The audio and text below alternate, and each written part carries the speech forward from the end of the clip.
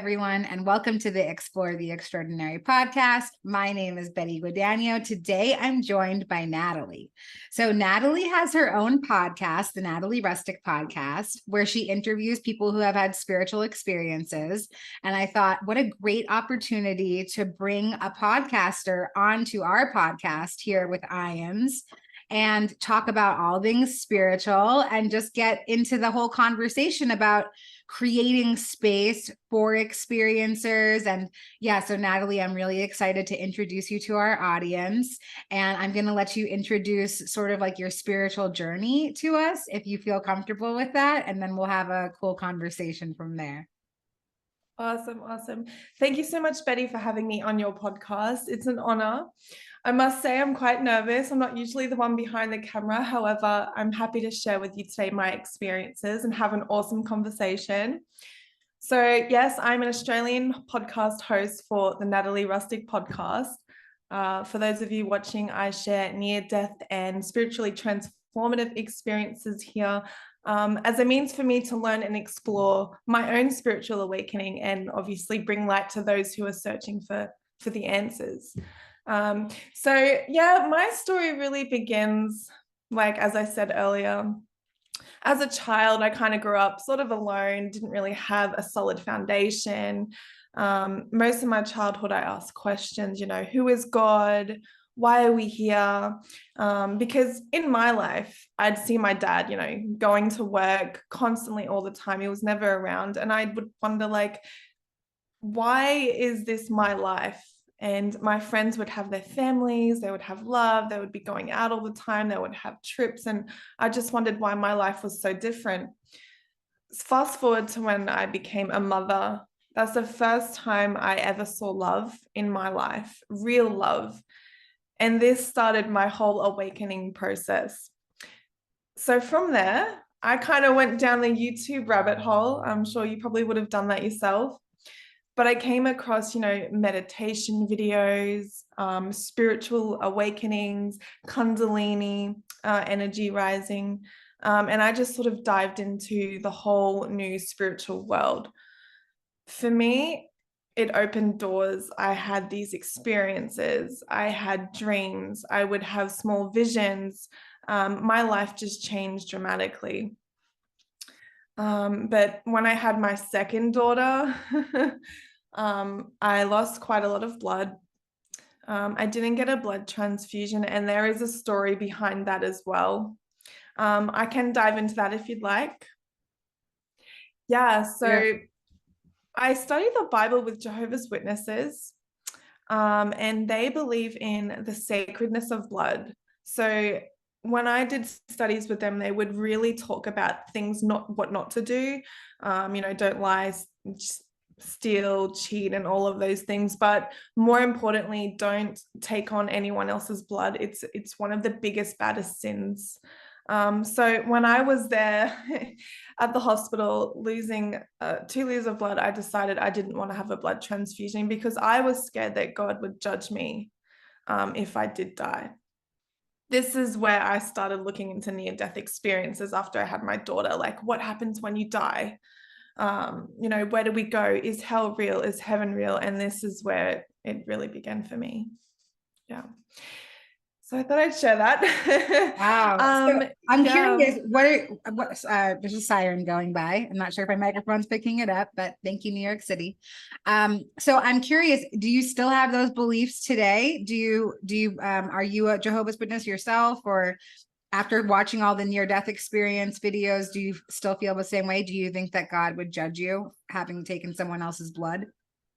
Oh, absolutely not. Do you know, I don't believe in any religion anymore.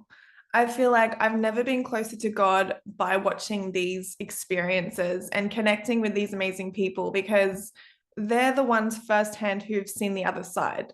So to me, it's ridiculous that all of those things scared me, and that what religions teach me, the dogmas, none of it's true.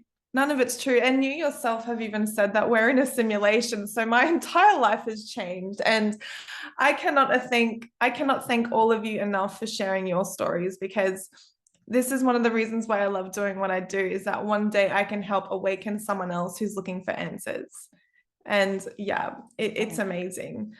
I love that so much. Yes. And, you know, like holding the space and what you shared about the motherly love. I had that in my spiritual experience. I asked Source, like, what's the point of creation? And I was downloaded with my mother giving birth to me and that feeling between creator and creation and that unconditional love. So I love that you shared about that. And yeah, you know, the dismantling of old belief systems. I experienced that as well in this process of spiritual awakening. And I'm curious, so now that you're so connected with experiencers and you hold this space, is there any sort of experience that really sticks out in your mind that's like a favorite person that you've interviewed or a favorite experience? Yeah, that's a really good question. Of all the interviews that I've done, it's not really about what's my favorite, but it's the message. So at the end of every near-death experience, they all talk about love being the most important thing here. And I always try to think, why is love so important? Like, what is it that I can do based on what I've learned in my life that can transform my life and help those around me as well? But the best thing that I have learned is the power of thoughts and intentions. So on the other side, you know, I've learned that there is no time, you know, and they basically travel at the speed of thought. So anything that you think on the other side becomes in front of you, like at that moment. So you do need to be careful what you think. One thing that I don't really know that exists on this world is free will. And that is because, you know, we talk about blueprints and, you know, the map of our life, right? And so I believe that everything that happens here on earth is supposed to happen as exactly as it happens. And that no matter, you know, whether you're going through the darkest times or the brightest times, we're still on the path that we were supposed to be on. So that's what gets me the most. I love that. Yeah, I often say free will is a bit of an illusion because, yeah, I believe that there are major plot points already picked out in our stories. And so it kind of, yeah, it makes you wonder like how much free will do we really have? But yeah, I acknowledge that I can choose the twists and turns. And also my free will was really that I chose to come to Earth. Whether or not I picked out the whole life beforehand, my free will was exercised by making the decision to actually come here. So I love that. You mentioned some stuff about meditation. And I'm curious, do you have a meditation practice now that you've watched all these videos? Like what calls to you? What's that process like for you? Yeah, definitely. So in my life, I did have quite a lot of health issues, stemmed with like stomach problems and just feeling lethargic, run down. And this would go on for so many years. You know, doctors couldn't pinpoint what it was, and they would label it anxiety, depression, because the mind is linked with the stomach. But I did go down the rabbit hole of YouTube trying to figure out, you know, healing modalities that I could start in my life because I wasn't getting help anywhere. So I did come across Dr. Joe Dispenza. He's incredible. He changed my life. And he believes in the power of healing based on understanding scientifically what meditation actually does to the body. So, sorry, I'm so nervous. Yeah, so Dr. Joe Dispenza teaches how to understand the heart and brain coherence and what can happen when you focus your intention and continually practice this on a daily basis. That when you get into the momentum of things, that's when life starts to change.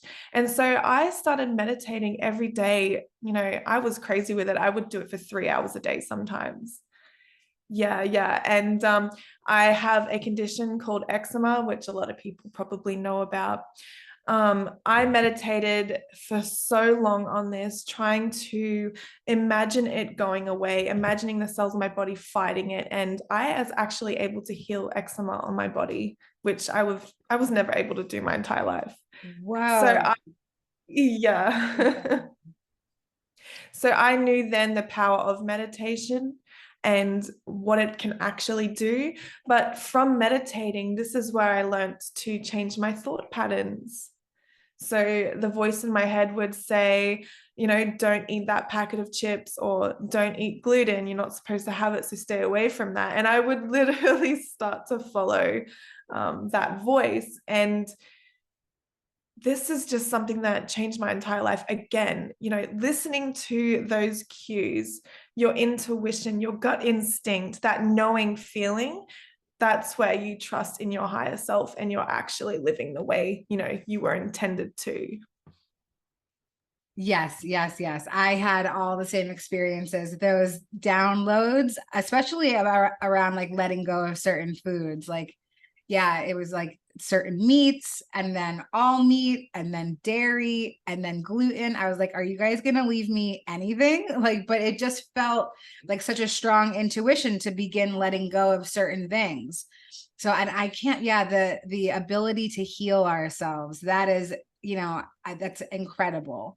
And one thing I wanted to just point out real quick, yeah. You mentioned that you got rid of dairy, certain meats. Is that something that you had a problem with prior to your awakening? Because No. I myself, neither. Yeah. So I never had any issues prior to that as well.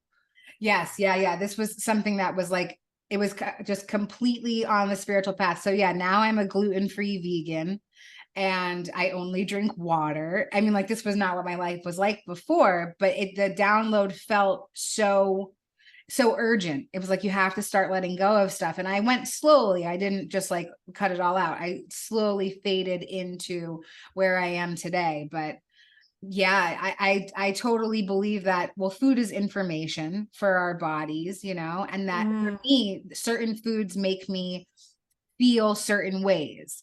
And I know that if I eat gluten or dairy or anything like that, I'll feel just really lethargic. I'll feel totally fatigued. And so I just choose not to do that now. Yeah. And that's something that we could even talk about, the ascension symptoms, I think they call it. But when you have that spiritual awakening, your whole life is opened up. You want to eat better, you want to sleep better, you want to drink more, you want to take more care of yourself so that you can have a better life. But it's not just that you want to do it, it's you feel you have to, because you can no longer eat these things. You need more sleep. And then that spirals into the way of your thoughts. How are you thinking? How do you think about yourself on a daily basis? And then that goes on to, you're now able to see yourself through other people's perspectives. So that's another thing that's happened to me throughout my spiritual awakening, is I can have a conversation with someone and I can feel their energy. I can feel how they feel about me. And this has changed the way that I now talk to others. I'm more mindful of people. I don't judge anymore. And it just continually expands. It's quite amazing. Yes, I totally agree. So you mentioned ascension, and I'm thinking, maybe can you explain what your interpretation of that word is? What is ascension? Yeah, so ascension to me, and my view of it, is the way you view life through different eyes. Before, we may have been selfish, we may have wanted material things, we may have, chased money and a new house and, relationships and building that kind of life. And that to me is like the matrix version of life. Whereas when you ascend, you start to break away from old belief systems and old habits, and you start to realize that the house, the material things, the job, all of that, none of that means anything. When you really put your feet on the ground and you really start to see, why we're actually here, that's when the ascension symptoms begin. And like I said, the eating, the sleeping better, the communication, the meditation, the mindfulness. And so ascension to me is just a series of awakenings and a series of new awareness and different perceptions. That's what I think awakening, ascension symptoms are. But if you really want to go into it, I have done some studying on the whole ascension symptoms. And there's things like, ringing in the ears. Have you heard of that one? Yes, definitely. Yes, there's the ringing in the ears. You might feel lethargic because you're going into new energies, your vibration is changing, so you're fluctuating and feeling a little off. And you're tired more, but then you will get an influx of energy. This new energy will come in and you'll start wanting to share all the positive things that you're learning, like we are right now. You have a hunger to explore more avenues in spirituality. So these are part of the whole ascension symptoms. Wow, very cool. Thank you for sharing that. So let me ask, how do you tell the difference, or is there a difference between feeling lethargic or maybe like a little, like perceiving some sort of illness, whether it's like an actual cold or if it's an ascension symptom? That's a really good question. And something that I've learned along the way is that our bodies are made of energy. We are pure energy, and that's the essence of our being. That's who we really are. When we leave our body, we are just that spirit form, and that's just energy. So if you really think about it, who we really are is energy, and we have this chakra system through our body, the 7 energy centers. They'll start at the base of the spine through to the top of the head, which you know definitely a lot about. So when these open, it enables you to move that energy through your body. And that's where you're essentially healed, because everything's flowing the way it's supposed to. So when we feel sick, lethargic, run down, it's not necessarily something that's outside of ourselves. It's because of the energy that's not flowing properly. And one of the best ways to get that energy flowing properly is through meditation, quieting the mind and letting the body do what it's naturally supposed to do. So with sickness, dis-ease, feeling unwell, it all comes down to your energy. Where is your mindset at? Where are your thoughts are? What's your conditioning? Yeah, so if you can visualize your 7 energy centers, just imagine while you're meditating that you're opening up all of these, each individual chakras, and that you're releasing any negative energy and letting it flow naturally. And visualize each chakra as you go along, and continue this on a daily basis, because this is going to allow your energy to freely flow throughout your body. But I will warn you, you may have the possibility of having a Kundalini awakening. Apparently I've had one. A psychic has told me this, but I don't actually think that I was aware of it happening at the time. But yeah, you could have some out-of-body experiences. A lot of things can happen once you do open all these chakras. So I do urge all of you to look into for yourself, the Kundalini awakening, and just dive into meditation, and just for yourself, just give it a shot and just see how your life changes from there. I will say, as you were talking about this, my whole crown was lit up in tingles as you were talking. So, like just vibrating truth and like clearing out or updating or whatever that was, but it felt amazing. So thank you. Thank you. And there's a thing that, So there's a thing that a psychic told me, that when you get like a download of goosebumps or the tingles, she would call it spirit tingles. So in a way, that's like your body agreeing to everything that's being said or that you're saying yourself. So that's pretty awesome. I love that. Yes, spirit tingles all the way, all day. And yeah, I love that you kind of put out a little bit of a warning when you're talking about doing this activation, cleaning up, like upgrading when it comes to our energy centers. Yeah, like, really transformative stuff can happen. So for me, I had a Kundalini awakening, and I found information about how to have one, but I couldn't find any information about what you do after that's happened. Because, like mine didn't happen from a meditation practice. It was just a spontaneous awakening. And I was so lost, and it took me a while to like find some books around what to do after that happens. And I just kind of had to find my own path in spirituality.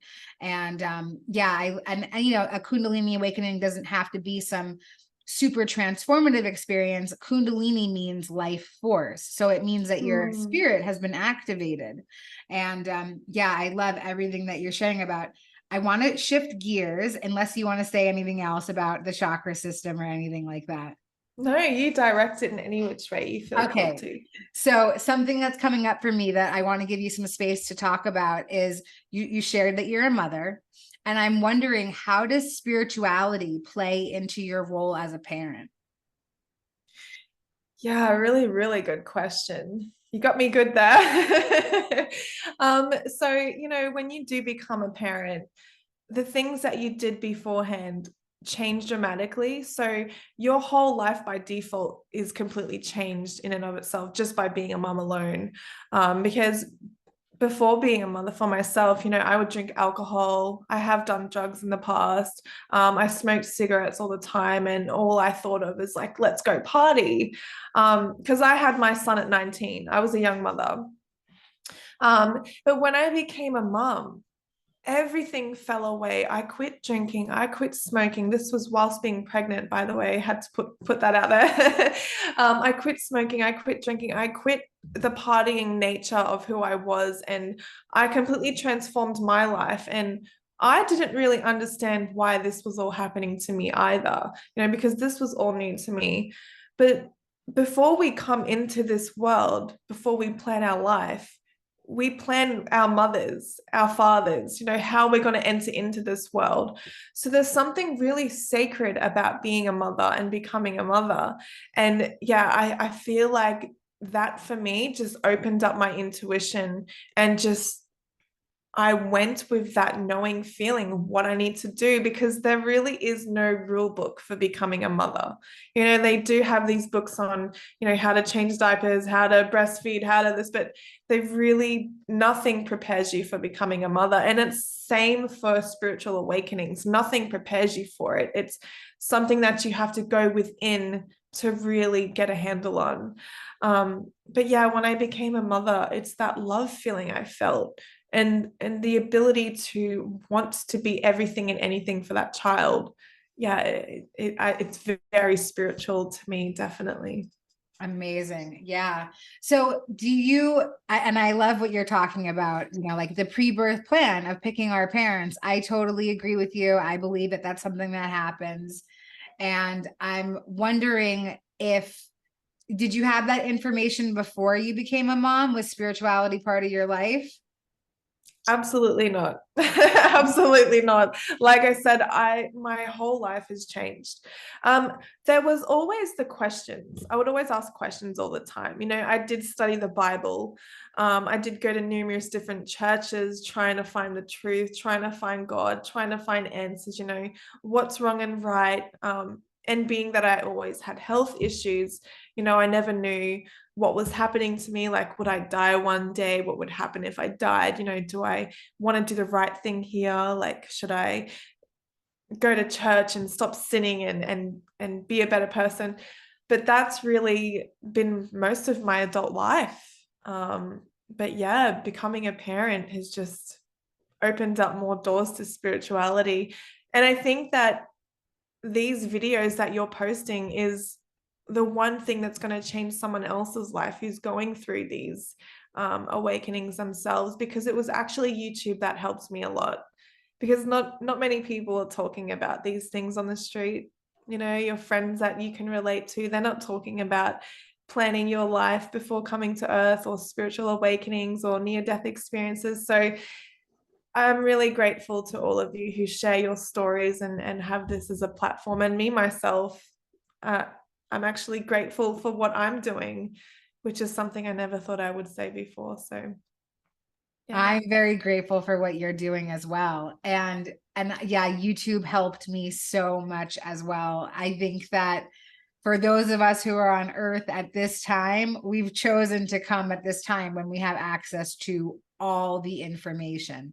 And it's really fun to, you know, like for me now, I can say it's fun. It definitely wasn't in the beginning of spiritual awareness, but it's fun to sift through the information and to say like, oh, that really speaks to me. Or, no, I think I'm going to leave that on a shelf in the back of my mind. Maybe I'll pick it up later if I feel like I need it, but we're still remaining open-minded to everything, So yeah, Yeah. I'm curious if maybe you can share a little bit about what that was like, sort of breaking down the walls of organized religion, your quest throughout your life for something that nobody was giving you answers for.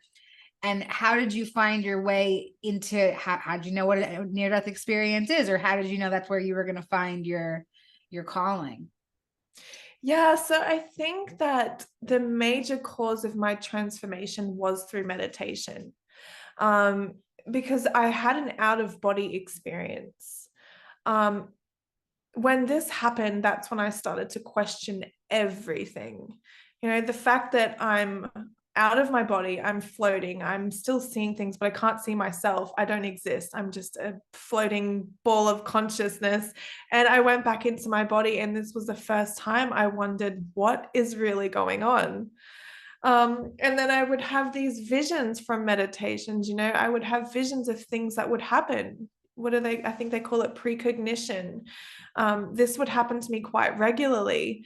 And so when I was studying the Bible or went to church, they would say things like, don't dive into like witchcraft or spirituality or psychics or any of that stuff. But I'm having these experiences, and this is not something that I'm looking for. It's just happening naturally. So I started questioning things from the Bible. I started questioning how they were teaching this information. And then I started to wonder if I myself am having these experiences. And this man over here may not have had experiences, but he's so into, what the Bible says that he doesn't even see for himself what is really going on out there. That made me think not to believe any other man or woman, but to really go within and feel for myself what I believe to be true.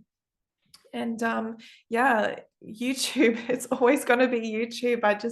I searched and searched, out of body experiences, meditation symptoms, and then binaural beats would come up. There would be like how to astral travel, and I was just mind blown.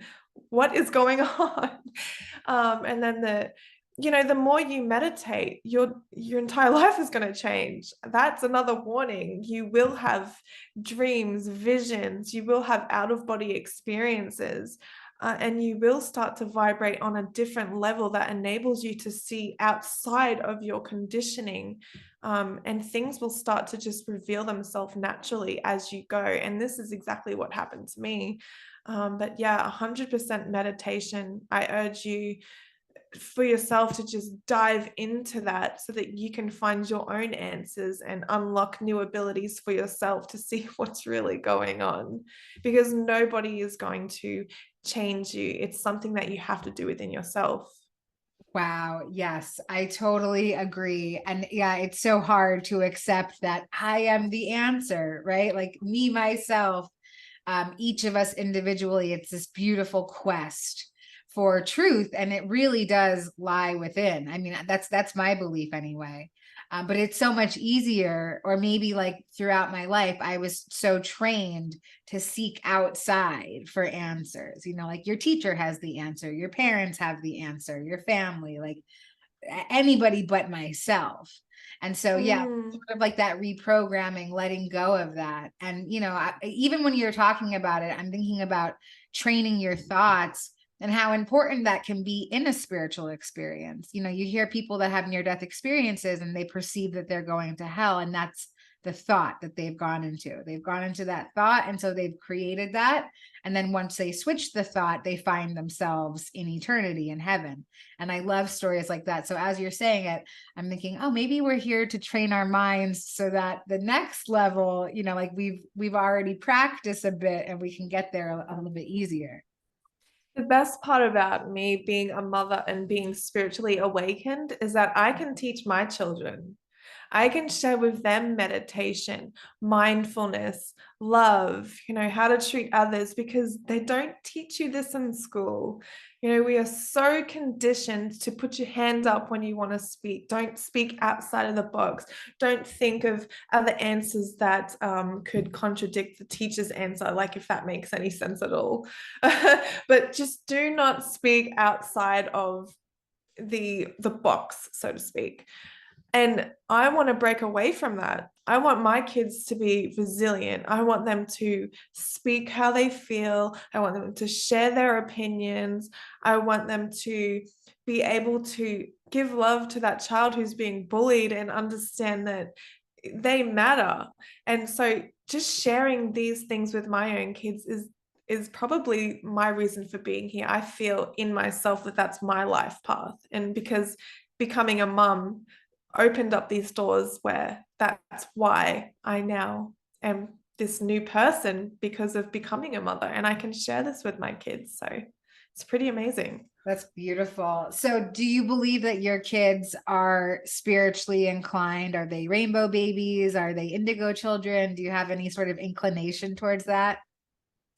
I love that. I always hoped for that. I don't think so. They may be, as their journey goes on, because they're like, oh, mom's doing another podcast again. Oh, mom, tell me about this person, what happened here. So like they like hearing about it. They understand near-death experiences. They understand that they're, when you die, it's not something to be scared of. So I've really embedded that in them so that they can have a more meaningful life. Because if you live your life fearing death, imagine if you no longer were scared of it. Imagine your life from then on not being scared of death, because that is the biggest fear known to man, really. So I really do teach my kids, the ins and outs of the things that I learn. If my son's having a bad day, I'll tell him to slow down his breathing, rethink about what's going on, and tell him that there's plenty more day left to go on. Change your thought patterns, eat better, think about what you're doing. And yeah, these are things that I teach my kids. But as far as them being star seeds, I'm not so sure yet, but I do know that they are all heart and all love. So that's a really good start. That is so beautiful. Yes, conscious parenting. And I think that it's so commendable. It's so amazing. And it's so necessary. And so I'm Yeah. grateful to hear that you're sort of raising conscious children.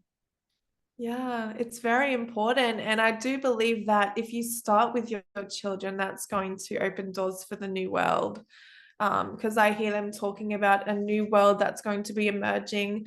There's a lot of talk going on right now that things are changing dramatically. The energies are changing, governments are crumbling, the banks are closing. All of these crazy things are happening. So we now need to tell our children what's really going on and just really embed into them the light so that we can have a new earth. And so it starts with our children. It's really important.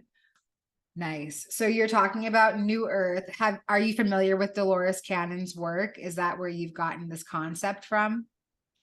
I am familiar with Dolores Cannon and I absolutely love her work. However, it's not through her that I learned about this. It's through near-death experiences, who are, the stories that they share. And, what I'm hearing on the news, when I do put it on every now and again, because I shut my TV off a long time ago, but when I do hear about what's going on, it all makes sense. So, for myself, I'm just, from not watching the news for years to turning it on, things are chaos. They are absolute chaos. Whereas I'm just living my life over here and everything's great. So it's a huge illusion. Everyone turn off your news right now and go outside and look at the sunshine. It's beautiful. But yeah, honestly, things are chaos right now. And I am learning from near-death experience, especially knowing that this whole experience is an illusion in itself. So yeah. I think that's, Yeah, I totally agree, by the way. I don't have a TV. I don't watch the news, and my life is much freer because of that. And I enjoy my experience because it's not weighed down with illusion. I mean, everything, I believe everything is an illusion, but even the good stuff, like this too shall pass, everything does. But I know that in my own experience, also, like the feeling of chaos, it's much like childbirth, right? I believe that we're birthing something new, and it's painful, it's contracted, it hurts, it's cramped, and then like I'm sure beauty will come of it. I mean, that's my belief anyway. Yeah. One thing I want to bring up, because, we're talking about illusions. Have you ever heard of the game simulation, where each player is not actually a real player, but they're here for a purpose? I can't remember what they call them. But they're just like background people. Have you heard of that before? Yes, as like a non-playable character, you mean? Yes, that's Yes, it. yes, yes. Yeah, so I've started going out and really focusing on, who's real, who's not real. Like, that's how crazy my spirituality has gotten to. Like, I'm trying to pinpoint, the car who's just drove by. Like, is that a real person? It gets quite fun. Like, once you start to realize we're in a simulation, what can you do to change your life? How can you create a new pathway? It becomes fun when you're aware of this. Yes. For me in the beginning, it wasn't fun. It was totally terrifying. And then I realized that I get to decide how I want it to look. So if life is a video game, it can be Grand Theft Auto, or it can be something I something a little really bit. hope not. My life certainly was before a spiritual awareness. And then after, it could be something much more wholesome. You know what I mean? I can't think of a wholesome video game, just like Sims. It's just Sims Earth, like it's a very like calm experience that I'm having now. And I think that yeah, it can be either or. Like you can think of something like that, like, oh, is that person real? And you can be really terrified by that. Or you can just say, laugh at it and just say, yeah, this is it. This is what my life is now. These are my new beliefs, and that's something new. Another incredible thing is that when I come in contact with someone and we can have a really awesome conversation, and also with my podcast, I'm meeting people all over the world, and there's very few people that I stay connected with, and we can just talk for hours and hours, and we're finding out that we're like soulmates, and we're supposed to be on this soul tribe, and that we planned our life together, and things are getting crazy, but it's those experiences that I know that when you have that true relationship with someone, that's when it's real, as opposed to if you're just talking to like the mailman, he's not a real player in this game. So I really do cherish all my friendships as well. Yeah.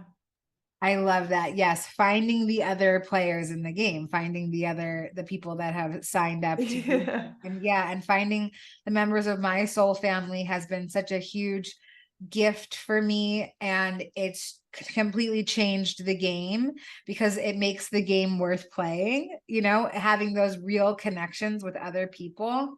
And the way that I was able to do that is by putting myself out there, and I feel like you're doing the same thing.